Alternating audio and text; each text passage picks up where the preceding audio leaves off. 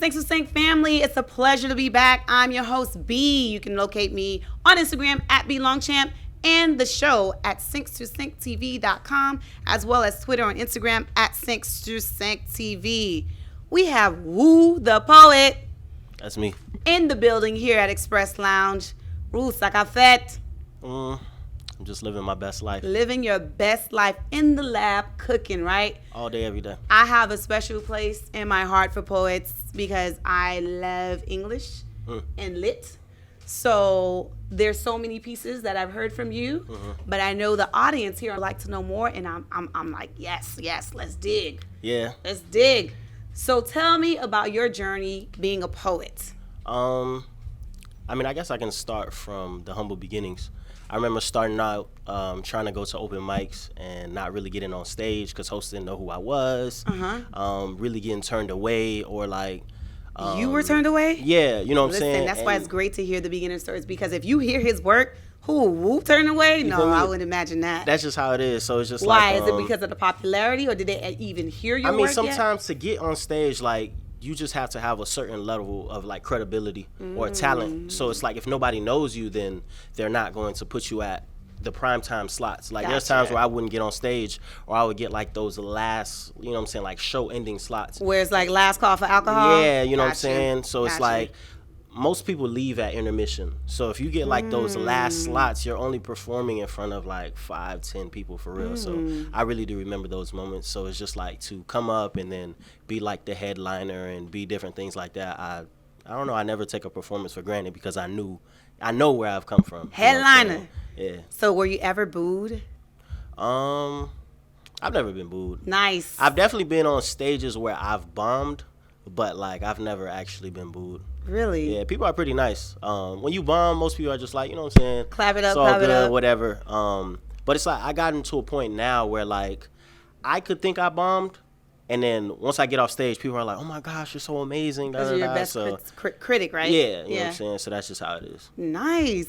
So what got you into poetry? Because usually, people they're into poetry, but then they segue into rap or they segue into hip hop. They're like, I don't want to stick into just the writing part of it. I want to put a beat behind it. Right. So what got you to just stick and stay in that lane? What's funny is I used to be like a gospel rapper. Really? You know what I'm saying? So like in the 5th grade, used to like do gospel rap. But I met a mentor. He really sat me down and he was like, "You have a real poetic flow. I want to introduce you to spoken word." And then from then on, I started writing and really developing that craft. In 5th grade? That's pretty dope. And then I started writing pretty consistently like the 7th, 8th grade. Wow. And then I started taking poetry really seriously in like 2017. That's when I really was like, I can actually do something with this and pursue something with it. So how has poetry helped you out in other areas of your life? In terms of what, like with women? Petite, yes, women. I was going there. I already seen it. I guess just having a way with words and being confident in who I am and being able to wear my heart on my sleeve and be vulnerable and finding strength in my vulnerability, I feel like that's what attracts women the most. You know what I'm saying? Just being honest and upfront with everything that I have to say. They just respect it. So I guess. This guy said, finding strength in my vulnerability. Let's rewind.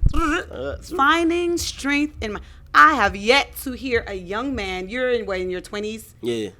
Saying finding strength, like you can be like one of my young students, but finding strength in your vulnerability, where do you get that type of aura? Like how did, like... I don't know. To be a young black man that is able to express himself in that manner, that's pretty dope. I appreciate that. That's dope. You must have a strong mom. Love my mama. Listen, I'm segueing to that because he has this poem about his mama. Okay. It is absolutely amazing. And I believe in giving people their flowers while they're here on this earth.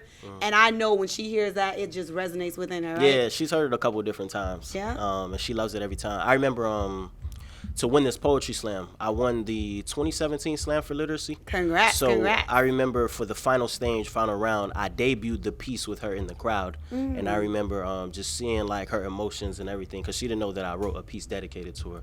So just to win the slam on that piece, it it meant a lot. So, Are you her only child? No, I got a younger brother. Younger brother, oh gosh, you filling in those shoes. He has some shoes to fill, huh? It is what it is. Thanks to the Sank, we got to fill in some paperwork right now. We got to make some money.